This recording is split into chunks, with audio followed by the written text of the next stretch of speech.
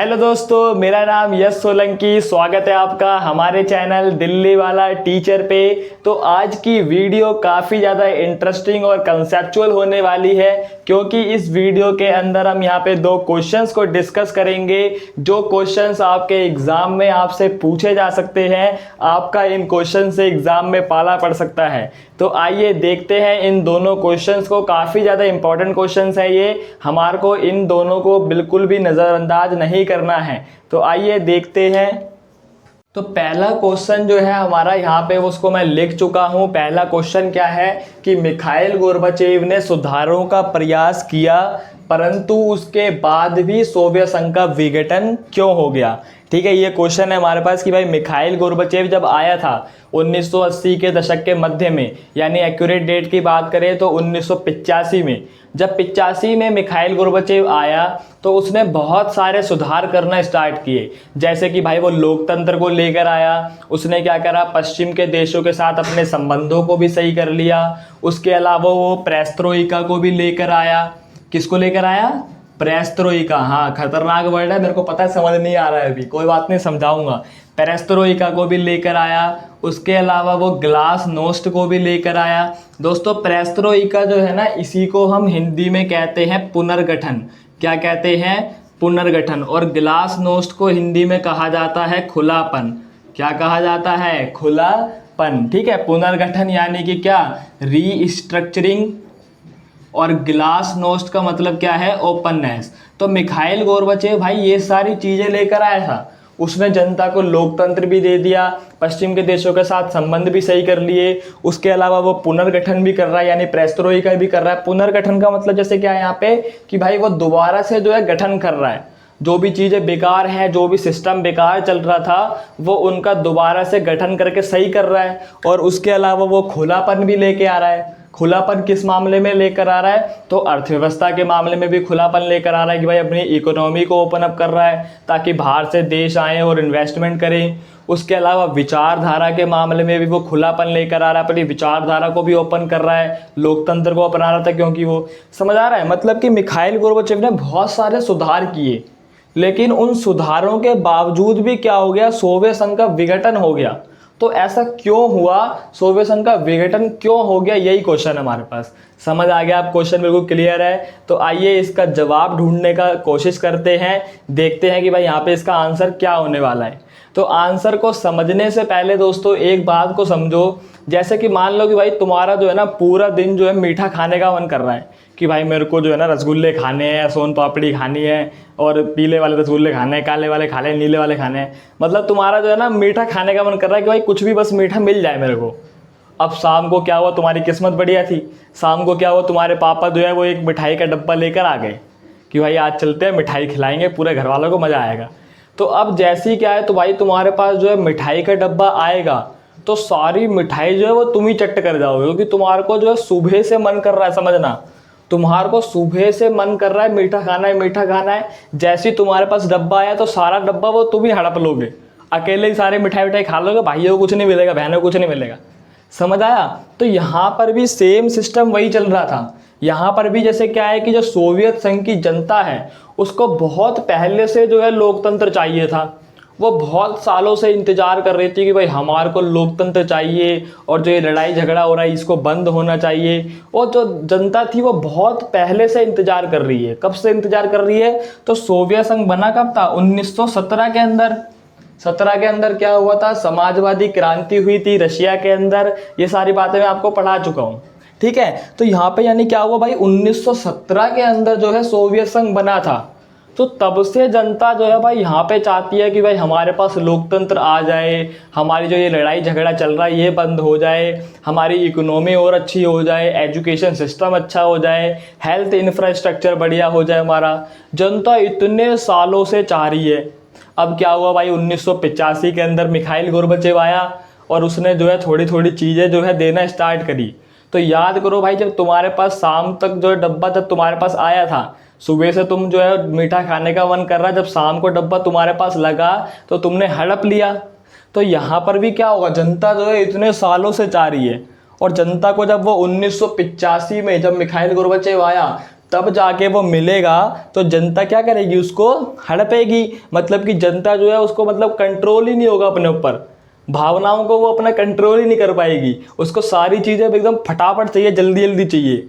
समझ आ रहा है? तो यानी कि जैसे क्या हो रहा था कि जो सोवियत संघ की जनता थी, यानी कि जनता को क्या चाहिए था कि सुधार जो है ना वो जल्दी हो, सुधार क्या हो, जल्दी जल्दी हो। मतलब कि ये गोर्बाचेव जो है ना वो बिल्कुल भी डिले ना करे, भाई धीरे धीरे सुधार ना करे, फटाफट सुधार मिल जाए हमारे को, फटाफट लोकतंत्र आ जाए, फटाफट लड़ाई झगड़ा बंद हो जाए, फटाफट जो है हमारा हेल्थ इंफ्रास्ट्रक्चर बढ़िया हो जाए, एजुकेशन सिस्टम बढ़िया हो जाए। ये सब कौन चाह रहा है? जनता। जनता को सारी चीज़ें जल्दी जल्दी चाहिए। और दूसरा यहाँ पे कौन था? तो दूसरे थे कम्युनिस्ट पार्टी के लोग, सीपी यानी कम्युनिस्ट पार्टी, कनॉट प्लेस नहीं है। तो कम्युनिस्ट पार्टी के लोग चाह रहे थे कि भाई हमारे जो ये सुधार हो रहे हैं, तो ये मिखाइल गोर्बाचेव जो सुधार कर रहा है वो धीरे धीरे हों। समझना, कम्युनिस्ट पार्टी के लोग ऐसा क्यों चाह रहे हैं? क्योंकि कम्युनिस्ट पार्टी के जो लोगों की जो पावर थी, जो उनके पास जो भी प्रिविलेजेस थे, वो सभी प्रिविलेजेस यानी जो विशेषाधिकार थे उनके पास, वो सभी के सभी विशेषाधिकार यहाँ पे क्या हो रहे थे? कम होते जा रहे थे। उनकी पावर, जो उनकी सत्ता थी, वो क्या हो रही थी? कम होती जा रही थी। समझ आ रहा है? तो कम्युनिस्ट पार्टी के लोगों की भाई पावर कम हो रही है, उनके जो विशेषाधिकार हैं वो कम हो रहे हैं। तो उनको ऐसा लग रहा था कि भाई यार ये तो मिखाइल गोर्बाचेव हमारी सारी पावर ही उड़ा देगा, हम तो ऐसे तो भूखे नंगे मरेंगे फिर सड़क के ऊपर। समझ आ रहा है? तो यहाँ पर जो है भाई कम्युनिस्ट पार्टी के लोगों को यहाँ पे डर लग रहा है कि हमारी पावर कम हो गई, हमारे प्रिविलेजेस कम हो गए, और वहाँ पे जनता चाह रही है कि भाई सुधार जल्दी हो। समझना, ये लोग को पता है कि भाई हमारी पावर कम हो रही है और हमारे प्रिविलेजेस कम हो रहे हैं, यानी कि ये लोग चाहते हैं कि भाई जो सुधार हो रहे हैं वो सुधार क्या हो? धीरे हो, मतलब कि जल्दी जल्दी ना हो, हमारी पावर जो है भाई एकदम से ना जाए, वो धीरे धीरे होके जाए। तो यहाँ पे क्या हुआ भाई, मिखाइल गोर्बाचेव जो है ना वो बीच में पिस गया। जैसे बर्गर के बीच में जो टिक्की पिस जाती है ना, ऊपर टमाटर नीचे टमाटर बीच में टिक्की, तो यहाँ पर भी क्या हुआ, मिखाइल गोर्बाचेव जो है ना वो बिल्कुल पिस चुका था। उसको भी ऐसा लग रहा है कि भाई यहाँ पे जो जनता हाथ खींच रही है कि भाई सुधार जल्दी करो, और यहाँ पे जो है कम्युनिस्ट पार्टी के लोग हाथ खींच रहे हैं कि सुधार धीरे करो। तो इन सब चीज़ों की वजह से क्या हुआ, यूएसएसआर जो है वो टिक नहीं पाया और उसका विघटन हो गया। समझ आया? उम्मीद करता हूँ आपको अब ये वाला कॉन्सेप्ट समझ में आ गया होगा कि सोवियत संघ के अंदर जो सुधार किए जा रहे थे मिखाइल गोर्बाचेव के द्वारा, उसके बाद भी सोवियत संघ टूट गया था। ऐसा इसलिए हुआ था क्योंकि मिखाइल गोर्बाचेव ना तो जनता को सेटिस्फाई कर पाया और ना ही अपने जो कम्युनिस्ट पार्टी के लोग थे उनको सेटिस्फाई कर पाया, क्योंकि जनता चाहती थी कि सुधार जल्दी जल्दी हो और कम्युनिस्ट पार्टी के लोग चाह रहे थे कि सुधार क्या हो? धीरे हो, क्योंकि उनके पावर कम हो रही थी, उनके प्रिविलेजेस कम हो रहे थे।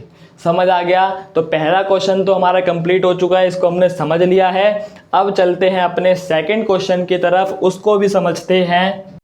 दोस्तों सेकंड क्वेश्चन को लिख लिया है, अब यहाँ पे सेकंड क्वेश्चन को भी पहले वाले की तरह ही समझ लेते हैं। सेकंड क्वेश्चन कह रहा है कि सोवियत संघ के विघटन के बाद देशों की अर्थव्यवस्था दोबारा कैसे खड़ी हुई। मतलब कि जब यूएसएसआर का डिसइंटीग्रेशन हुआ था तो उस डिसइंटीग्रेशन के बाद क्या हुआ, सभी 15 देश अलग अलग हो गए, सभी के अंदर शॉक थेरेपी आई, और जब शॉक थेरेपी आई थी तो उसके बहुत ज़्यादा जो है नेगेटिव रिजल्ट्स निकल कर आए। अच्छा, कितने रिजल्ट्स निकल कर आए और क्या क्या रिजल्ट्स निकल कर आए, ये बात मैं आपको ट्रिक्स के साथ पहले ही जो है समझा चुका हूँ। अगर किसी ने वो वीडियो नहीं देखी है तो पहले उसको जाके देखना, तब यहाँ पे आगे मज़ा आएगा। समझ आया? तो अब यहाँ पे जैसे क्वेश्चन कह रहा है कि भाई विघटन के बाद देशों की अर्थव्यवस्था दोबारा कैसे खड़ी हुई, उन देशों ने कमबैक कैसे किया। ठीक है, तो उसका आंसर एक बारी देख लेते हैं कि इनकी अर्थव्यवस्था सन 2000 में खड़ी होना स्टार्ट हुई थी। कौन से साल में खड़ी होना स्टार्ट हुई थी? सन 2000 में। ठीक है, 2000 में इनकी अर्थव्यवस्था जो थी दोबारा कमबैक करना स्टार्ट कर दिया था उसने। अब कैसे हुई, हाउ, यानी कि कैसे अर्थव्यवस्था दोबारा खड़ी हुई, तो इन देशों ने क्या करा था, खनिज तेल, प्राकृतिक गैस और धातु का निर्यात किया। क्योंकि उन देशों के अंदर क्या था, बहुत ज़्यादा इनकी मात्रा बहुत ज़्यादा थी, खनिज वहाँ पे बहुत ज़्यादा मात्रा में थे, तेल, प्राकृतिक गैस और जो मेटल वेटल है, धातु है, इन सब की मात्रा जो है यूएसएसआर वाले देशों के अंदर बहुत ज़्यादा थी, क्योंकि उसके अंदर मध्य एशियाई देश भी आते हैं और मैंने आपको बताया था कि भाई मध्य एशियाई देश इन सब चीज़ों के मामले में बहुत ही ज़्यादा आगे हैं, उनके पास ये सब बहुत ज़्यादा मात्रा में है। ठीक है, तो उन्होंने क्या करा, इन्हीं सब चीज़ों का फ़ायदा उठाया, इन सब चीज़ों का निर्यात किया और अपना पैसा वैसा कमाना स्टार्ट किया। तो उनकी अर्थव्यवस्था जो है इन सब चीज़ों के कारण जो है वो धीरे धीरे ऊपर उठ रही थी। अब कौन कौन से देश हैं जिन्होंने ऐसा किया, तो रशिया है, कजाकिस्तान है, तुर्कमेनिस्तान, उज्बेकिस्तान और अजरबैजान। ठीक है, ये सभी कंट्रीज़ क्या हैं, तेल और गैस के बड़े उत्पादक हैं। मतलब कि यहाँ पे क्या होता है, तेल और गैस बहुत ज़्यादा मात्रा में मिलता है।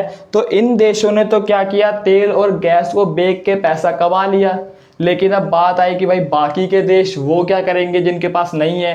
ठीक है, तो बाकी के देशों ने तेल की पाइपलाइन का किराया लेकर फ़ायदा उठाया। समझ आ रहा है, मतलब कि जो बाकी के देश जिनके पास कुछ भी नहीं था, उन देशों ने क्या किया, जो तेल की पाइपलाइन हुआ करती है और जो भी चीज़ें हैं उनका फ़ायदा उठाया, उनसे किराया निकाला और अपनी अर्थव्यवस्था को धीरे धीरे जो है ऊपर उठा के लेके गए। और आज इनकी अर्थव्यवस्था जो है काफ़ी अच्छे स्तर पर आ चुकी है। ठीक है, तो इसी के साथ हमने यहाँ पे दोनों क्वेश्चंस को कवर कर लिया है। ये दोनों ही क्वेश्चन काफ़ी ज़्यादा इम्पॉर्टेंट है और कंसेप्चुअल हैं। उम्मीद करता हूँ आपको ये क्वेश्चन समझ आ चुके होंगे। अगर आप ऐसे ही इंटरेस्टिंग वीडियोस को और इन्फॉर्मेटिव वीडियोस को देखना चाहते हो और अपने एग्ज़ाम में बढ़िया नंबर लाना चाहते हो तो जुड़े रहिएगा हमारे साथ एंड तक। तब तक के लिए देखते रहिए दिल्ली वाला टीचर।